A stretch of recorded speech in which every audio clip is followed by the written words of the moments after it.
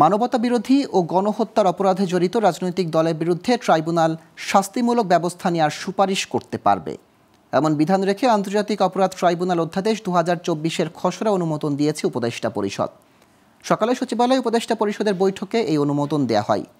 অন্তর্বর্তীকালীন সরকার গঠনের পর সচিবালয়ে প্রথমবার ডক্টর মোহাম্মদ ইউনূসের সভাপতিত্বে উপদেষ্টা পরিষদের এই বৈঠক হয়। জানা গেছে, অপরাধ সংগঠনের দায়ে রাজনৈতিক দলকে সরাসরি শাস্তি দেওয়ার ক্ষমতা আন্তর্জাতিক অপরাধ ট্রাইব্যুনালকে দেয়া হচ্ছে না।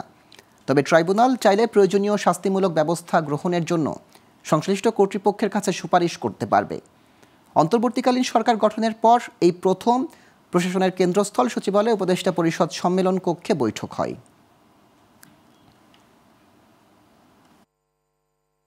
ক্রাইমস ট্রাইব্যুনাল অ্যামেন্ডমেন্ট অর্ডিন্যান্স 2024-এর খসড়া নীতিগত চূড়ান্ত অনুমোদন হয়েছে। সেখানে বেশ অনেক ডিসকাশন হয়েছে এবং কিছু কিছু বিষয়ে সিদ্ধান্ত হয়েছে। আমাদের এরপরে আরেকটা ছিল জাতীয় মানবাধিকার কমিশন সংশোধন অধ্যাদেশ 2024-এর খসড়া নীতিগত ও চূড়ান্ত অনুমোদনের প্রস্তাব ছিল। বিস্তারিত আলাপ আলোচনার পরে এটিও গৃহীত হয়েছে।